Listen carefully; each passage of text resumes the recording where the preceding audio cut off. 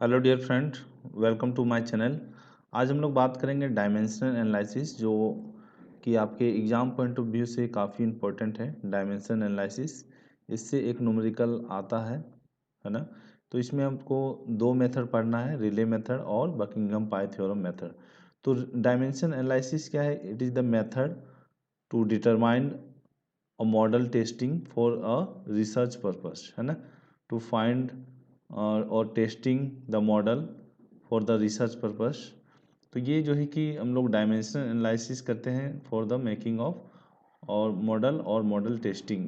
जैसे कि हम लोग कोई मॉडल बनाते हैं तो उसको हम लोग क्या करते हैं, सबसे पहले हम लोग स्मॉल स्केल पे हम लोग उसको टेस्ट करते हैं, then we use for large scale, है ना। जैसे हम लोग कोई शिप बनाते हैं, एरोप्लेन बनाते हैं, तो उसको हम लोग एक स्मॉल स्केल पे हम लोग मॉडल टेस्ट करते हैं, उसी को हम लोग बोलते हैं डायमेंशन एनालिसिस, है ना। तो dimension analysis it is use for the research purpose. There is two method, one is Rayleigh method, second one is Buckingham pi theorem. तो आज हम लोग पढ़ेंगे रिले मेथड। तो इस मेथड में हम लोग क्या करते हैं वो हम लोग देखेंगे डिटेल वे में। उसके बाद हम लोग न्यूमेरिकल देखेंगे, ठीक है। तो इस मेथड में हम लोग क्या करते हैं, in this method we have to use to find the expression for variables.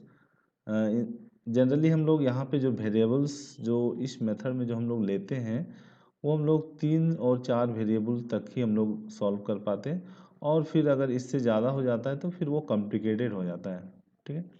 तो in this method we use to find expression for variables which depends upon maximum 3 और 4 वेरिएबल्स, ठीक है। तो जो टोटल वेरिएबल्स होगा आपका कितना होगा, 3 और 4 वेरिएबल्स, और उससे भी ज़्यादा हम लोग सॉल्व कर सकते हैं, लेकिन कॉम्प्लिकेटेड हो जाता है। तो हम लोग यहाँ पे इस मेथड में हम लोग समझते हैं कैसे करते हैं। Let it is a variable, है ना। जैसे x number of variable, x क्या है, एक्स इज अ वेरिएबल, ठीक है। X is a variable which depends on x1 x2 x3। X मेरा वेरिएबल है जो डिपेंडेंट है, और हम लोग बोल सकते हैं function of x1 x2 x3, ठीक है। तो आपको यहाँ पे टोटल वेरिएबल्स कितना हो गया, 1 2 3 4। टोटल वेरिएबल मेरा कितना हो गया, टोटल 4, ठीक है। जो कि x is dependent on x1 x2 x3। Variable ये भी है, लेकिन ये किस पे डिपेंडेंट है, x1 x2 x3। ये वेरी करेगा तो ये भी वेरी करेगा ना। तो विच depend on x1 x2 x3, और अगर x4 होगा तो हम लोग x4 भी लिख सकते हैं। अकॉर्डिंग टू रिले मेथड, इस मेथड में हम लोग इस तरह से फॉर्मेट में हम लोग लिख सकते हैं, x is equal to function of x1 x2 x3, ठीक है। और x हम लोग ऐसे भी लिख सकते हैं, x is dependent on x1 x2 x3, और x is function of x1 x2 x3। इस तरह से हम लोग लिख सकते हैं। उसके बाद हम लोग प्रोपोर्शनलिटी कांस्टेंट को, अगर ये प्रोपोर्शनलिटी कांस्टेंट को हम लोग हटाएंगे तो एक कांस्टेंट मेरा आएगा के, है ना। तो इस कांस्टेंट के को हम लोग क्या बोलेंगे, कांस्टेंट। और x का पावर a, x2 का पावर b और x3 का power c is the arbitrary constant. इसको हम लोग क्या बोलेंगे, एक आर्बिट्ररी कांस्टेंट। इसी को हमको फाइंड करना है, ठीक है। तो ये आपका फॉर्मेट है अकॉर्डिंग टू रिले मेथड, जो कि आपको समझना है कि फाइंड करना है कि कौन मेरा और किस पे डिपेंडेंट है और कौन इंडिपेंडेंट है, ठीक है। टोटल वेरिएबल्स को आपको फाइंड करना है। तो हम लोग इस न्यूमेरिकल के हेल्प से हम लोग देखते हैं। तो ये आपका न्यूमेरिकल है, द एफिशिएंसी, है ना, ऑफ ए फैन।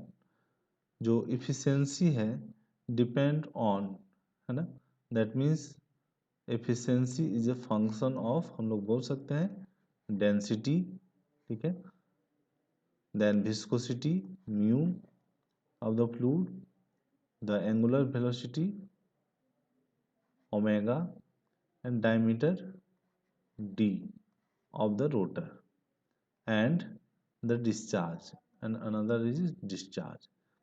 तो यहाँ पे कितना वेरिएबल्स हो गया, 1 2 3 4 5 6, है ना। तो हम लोग यहाँ पे इसको सॉल्व करते हैं। तो एफिशिएंसी को हम लोग ऐसे लिख सकते हैं, efficiency then K proportionality constant को अगर हम लोग हटा दिए तो एक another constant K, then rho का पावर ए, म्यू का पावर बी, ओमेगा का पावर सी, डी का पावर डी और डिस्चार्ज का power E. A B C D are E are the arbitrary constant and K is proportionality constant. Then उसके बाद हम लोग को क्या करना है, यहाँ पे हम लोग सारे का हमको जो है कि जैसे एफिशिएंसी हो गया आपका, के हो गया, डेंसिटी हो गया, म्यू हो गया, सारे का हमको क्या करना है, यहाँ पे डायमेंशनल फार्मूला को हमको पुट करना है। ठीक है, तो हम लोग यहाँ पे पुट करते हैं। ठीक है, तो यहाँ देखिए एफिशिएंसी अगर हम लोग बात करें, एफिशिएंसी जो है कि आपका क्या होता है, एफिशिएंसी हम लोग जानते हैं, एफिशिएंसी दैट इज आउटपुट बटा इनपुट। ठीक है, तो एफिशिएंसी जो है कि आपका एक डायमेंशन अगर हम लोग बात करें तो इसको हम लोग लिख सकते हैं M L T zero, output बटा इनपुट। तो इसका जो एफिशिएंसी का जो डायमेंशन होगा आपका एम एल टी का पावर जीरो। ठीक है, क्योंकि एफिशिएंसी जो है कि आपका आउटपुट बटा input. Then K proportionality constant, density का आपका होगा क्या होगा, मीटर पर density that is mass per unit volume, है ना, मास का एम और वॉल्यूम का होगा आपका L Q minus Q power A. ठीक है, देन म्यू हम लोग जानते हैं, म्यू इसका फॉर्मूला होगा आपका M L minus one T minus one. Omega revolution per second, तो आपका जो है कि टी माइनस वन, ये बी देन सी, और डायमीटर का आपका क्या हो जाएगा L D, then discharge metre cube per second L cube T minus one E.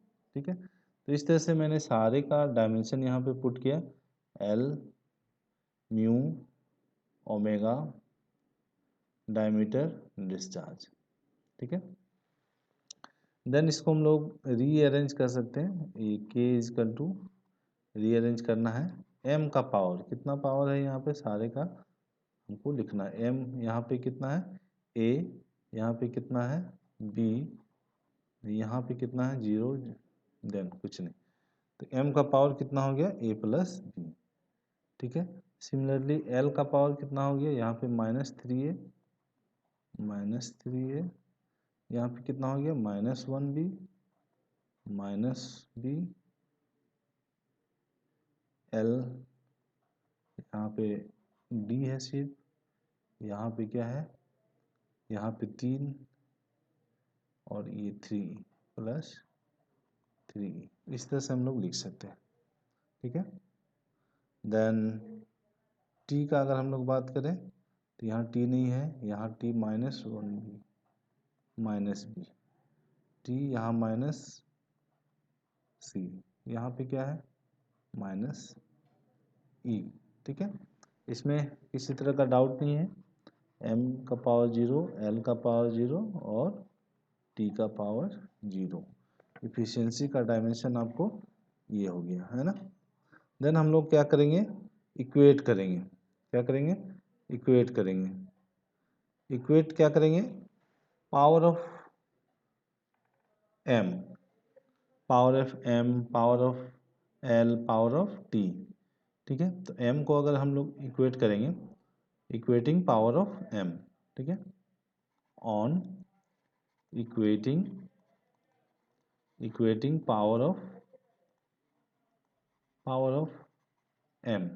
ठीक है, तो ये क्या हो गया, यहाँ इधर लेफ्ट साइड में जीरो है, राइट साइड में क्या है A plus B.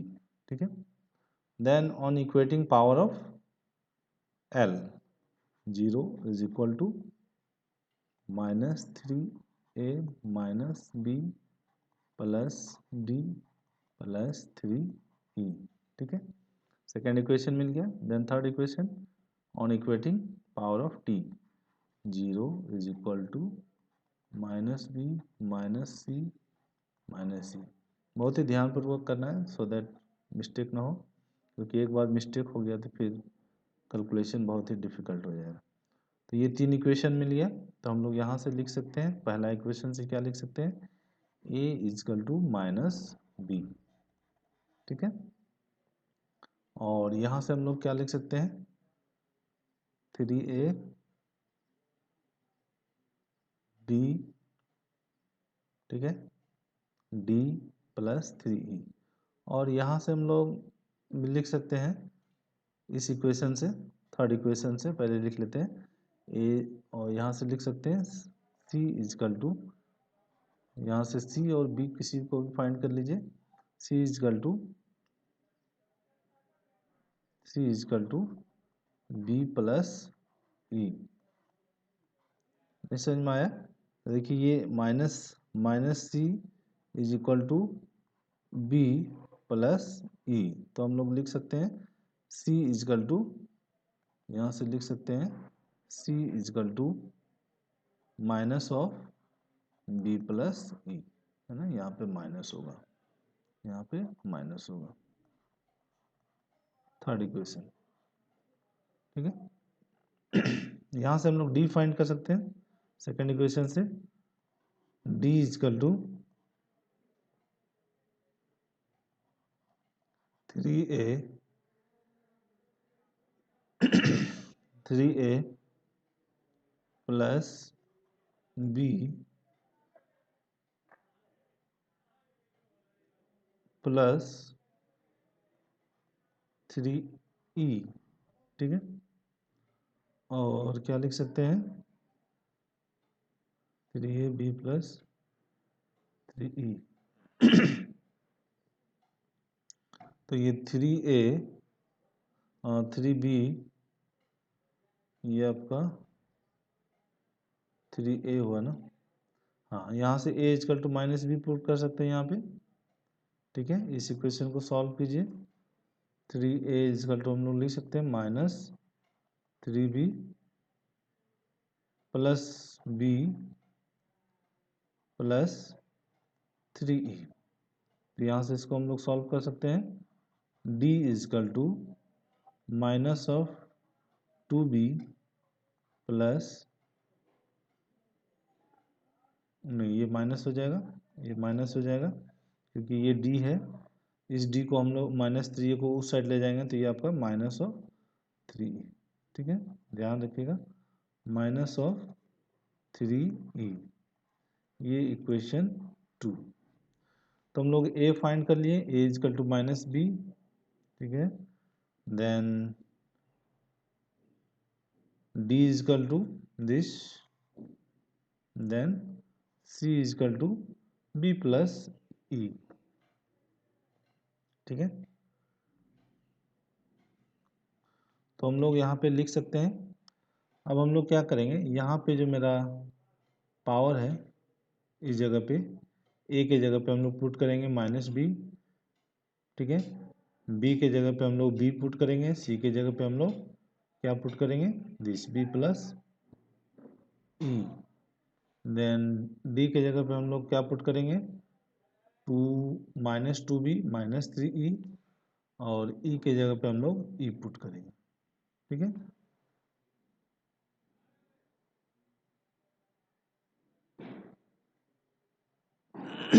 Now substituting the value in above equation. ठीक है, तो हमको क्या इक्वेशन था, efficiency that is dependent on density A mu B omega C diameter D और डिस्चार्ज E। ठीक है, तो हम लोग यहाँ पे सबका वैल्यू पुट करेंगे। डेंसिटी पे ए इजकल टू क्या आया था, minus B. Mu B is equal to हम लोग क्या पुट करेंगे, बी ही रखेंगे। और ओमेगा इजकल टू क्या पुट करेंगे, सी का वैल्यू मेरा क्या आया था, C is equal to minus of B plus E. और डी का पावर डी डी डी भी हम लोग कैलकुलेट किए थे ना, माइनस बी, ये था आपका माइनस बी -3 डिस्चार्ज ई। ठीक है, तो ये मेरा रिलेशन सारे का हम लोग वैल्यू पुट कर दिए, ए बी सी डी और ई का। ठीक है, बी, ठीक है, बी को बी में ही रहना दिए, और सी को हम लोग बी के टर्म में लाएं, डी को बी और ई के टर्म में लाएं। ठीक है, तो यहाँ पे हम लोग फिर से रीअरेंज करेंगे, देन के इजकल टू। ठीक है, तो अब देखिए यहाँ पे आपका है बी, है ना, बी देखिए आपका क्या है, रो का पावर माइनस बी। ठीक है, तो हम लोग यहाँ पे माइनस बी कहने का मतलब है कि ये 1 अपॉन रो का पावर बी। ठीक है, और म्यू का पावर बी, तो ये आपका हो गया म्यू का पावर बी। और बी कहाँ पे है, यहाँ पे है, ओमेगा का पावर माइनस बी, तो ये दैट मीन्स 1 अपॉन ओमेगा का पावर बी। और क्या लिख सकते हैं, बी कहाँ पे है, यहाँ पे है, डी का पावर माइनस, हम लोग ऐसे लिख सकते हैं 1 अपॉन डी का पावर -2 बी, क्योंकि माइनस हट गया 1 अपॉन हो गया ना, तो ये आपका बी का पावर इतना हो गया। और बी के बाद हम लोग क्या देखेंगे, ई का पावर, ई का पावर माइनस सी, तो ये आपका ई का पावर, तो ये आपका 1 अपॉन ओमेगा का पावर ई। और कहाँ पे है, यहाँ पे है, तो ये माइनस है, तो ये 1 अपॉन डी का पावर माइनस हट जाएगा 3 ई। ठीक है, और कहाँ पे है, डिस्चार्ज, तो ये आपका क्यू का पावर ई। ठीक है, बायफरगेट कर लिए बी और ई, तो हम लोग यहाँ से लिख सकते हैं के is equal to mu upon rho omega D square का पावर बी। देन और हम लोग क्या लिख सकते हैं, 1 अपॉन ओमेगा डी क्यू, और ऊपर में हो जाएगा आपका डिस्चार्ज का पावर ई। ठीक है, तो ये मेरा इफिशिएंसी का रिलेशन आया इतना। ठीक है, this is the final relation of efficiency. इसी को आपको एक्सप्रेशन में आपको ले जाना था।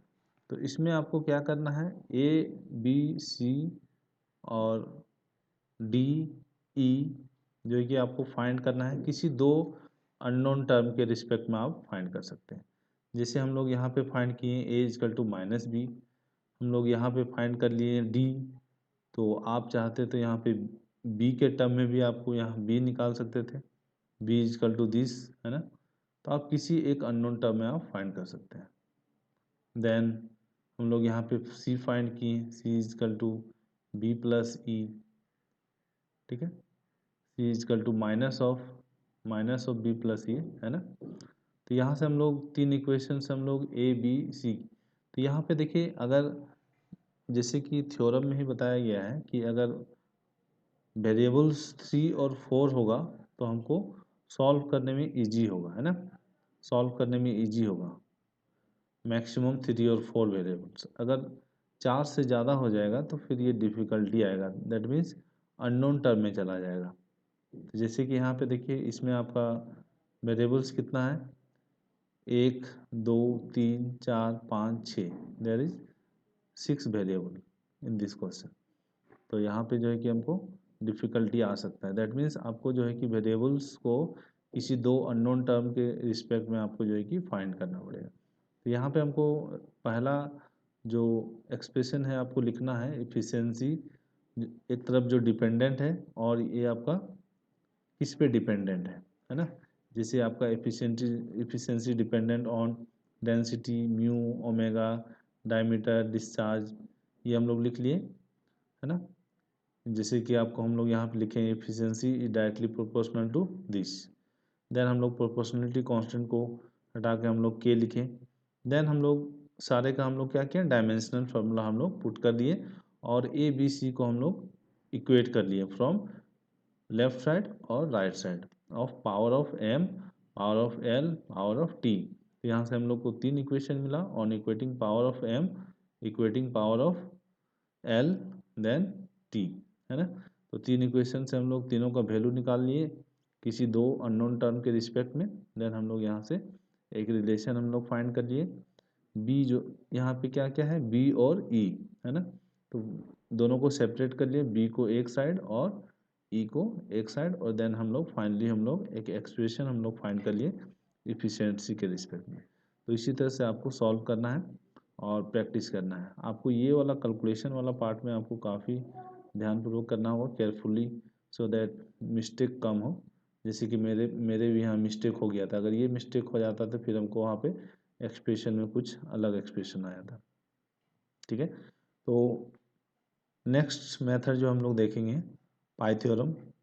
तो पाई थ्योरम हम लोग नेक्स्ट थ्योरम में करेंगे। अगर आप इंटरेस्टेड हैं तो आप कमेंट कीजिए कि यहाँ सर पाई थ्योरम हमको करना है, तभी हम लोग करेंगे। ठीक है, नहीं तो फिर हम लोग नेक्स्ट चैप्टर हम लोग देखेंगे फ्लो थ्रो पाइप और देन अनदर चैप्टर।